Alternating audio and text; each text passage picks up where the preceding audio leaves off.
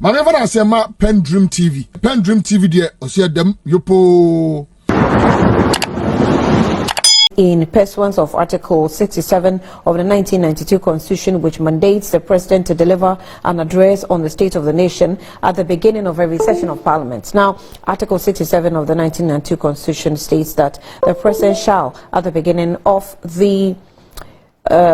each session of Parliament and before the dissolution of Parliament, deliver to Parliament a message on the state of the nation, the business statement, a program lined up of Parliament for the week ending March 1, 2024, presented by outgoing Majority Leader Osechi Mensah-Bonsu, urged members of Parliament to be punctual to the occasion.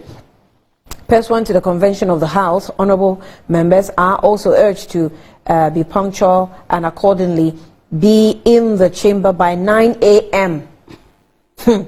as it is inappropriate for members to enter and or exit the chamber after the President entered the House to deliver the address or the statement. Popularly referred to as SONA, the address offers the President the platform to, through Parliament, account to the citizenry the health of the various sectors of the country.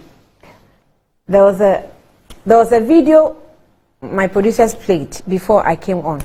I think I want that video played before I get to the guests of the President before. I mean, when he was a candidate, When he promised that he wouldn't turn his back on us, and now he's somersaulting. There's another one. No, the other one, I think the one that he was in a white shirt. If that video is ready, I want to listen to some words in it before I come to the guests.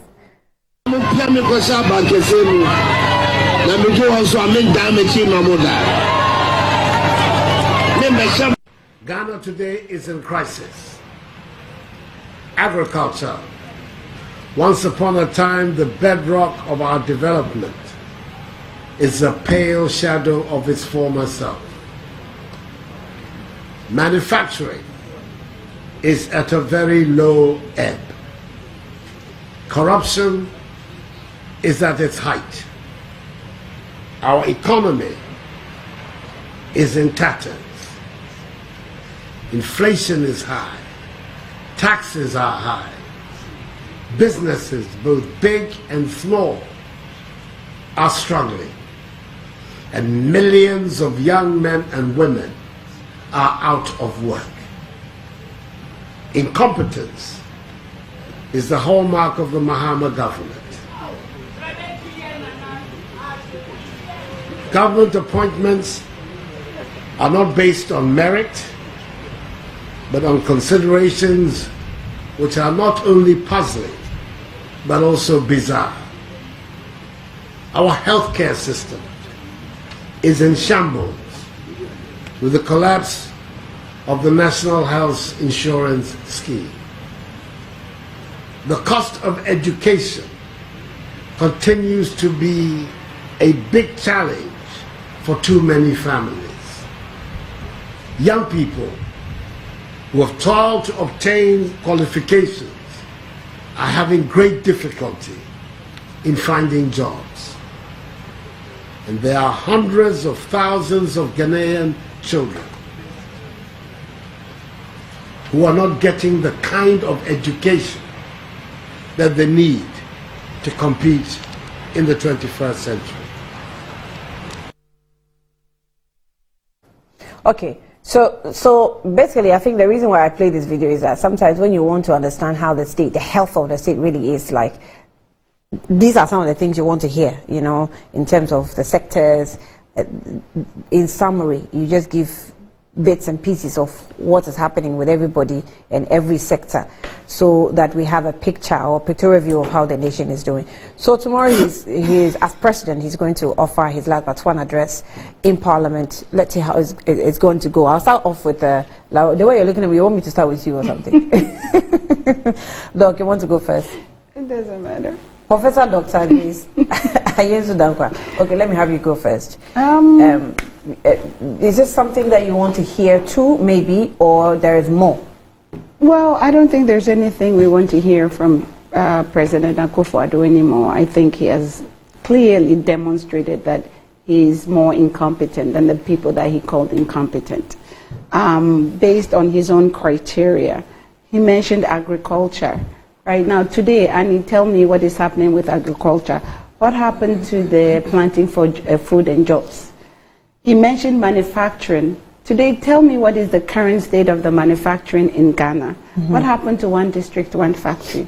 He mentioned corruption. His administration has been the most corrupt since the inception of Ghana from Kwame Nkrumah to today. President Akuffo Addo's government has been the most corrupt on all corruption indices, right? He mentioned the economy. This was a man who came to tell us, vote for me and I will bring you the economic messiah, the whiskey, the blah, blah, blah. Remember when they told us Bawumia was the whiskey, you know, Bawumia formerly known as the economic guru. Today he's a digitalization guru.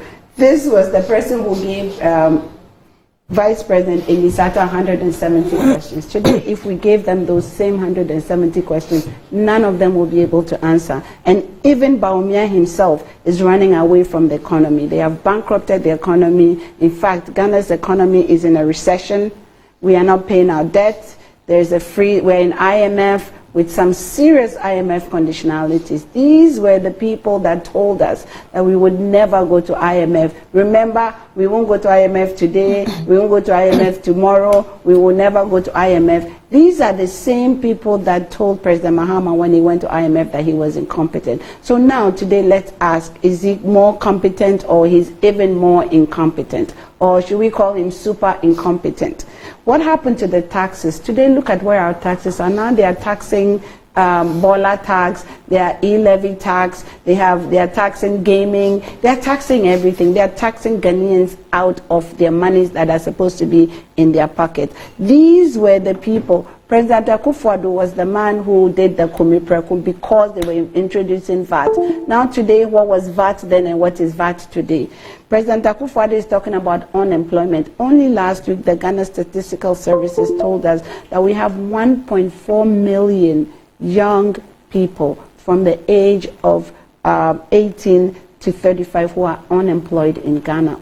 Youth unemployment is the most serious. What happened to NAPCO? What happened to NAPCO and National Service? They're not even paying them. You talk about incompetence.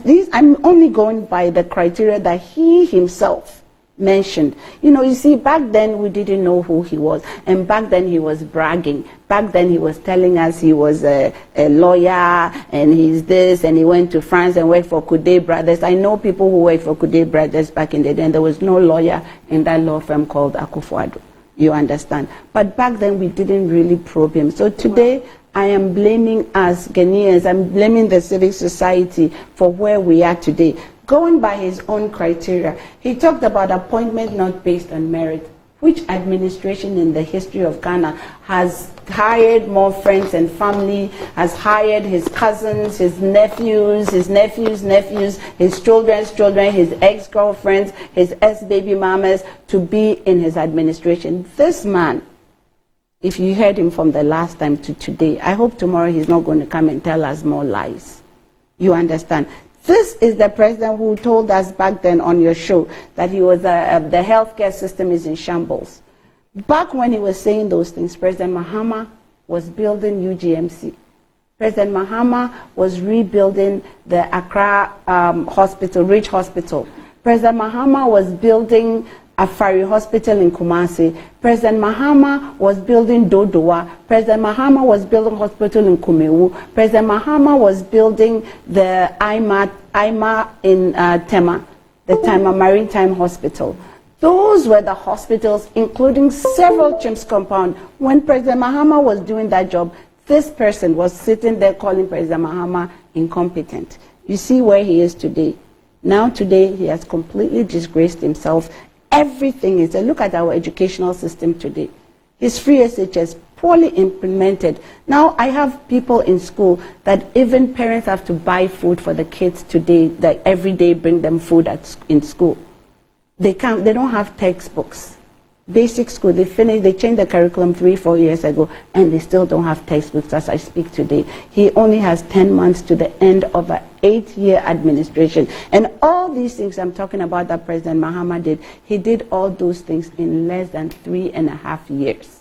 So now, who is incompetent? You see, he was bragging. Regarding free SHS, when the secondary school started having their power being put out by the ECG, you know, we sought to find out exactly what the procedure is in terms of paying their bills.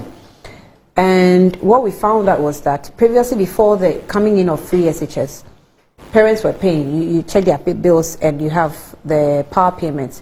Free SHS takes over, and free SHS was supposed to take on the payment of their utility bills.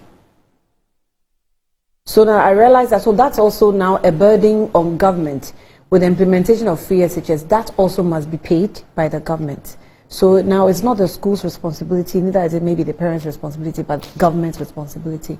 So I think that the problems with free SHS is more than what we think. It's a lot more. It's the whole entirety of the implementation of this free SHS is bad. It was not thought for. You see, what they did was they did it for political gains. So it was the short term, so that we can sit on air and say that we've done free SHS, and they attributed everything to free SHS. So because of that, they didn't think through the processes. You are talking about utility bills. Utility bills is a problem. Food is a problem. The education itself is a problem. It has been watered down. The quality of education has been affected. When you go to some of these secondary schools, the dormitories, the facilities, the toilet facilities, I mean, it's the whole thing, implementation from top to bottom is a complete disaster and is in shambles. And these are people who told us they could read and they were more smarter than quote unquote the NDC people, right? Who are now saying that review means cancel. You understand? So apparently they couldn't even speak or comprehend English back when they were bragging. So these are just a bunch of braggarts. PENDREAM TV. Now, so far so good. Say open online portal e Ghana. Nipa share, nipa follow, nipa comment here. To my best of knowledge, without any biases, PENDREAM TV.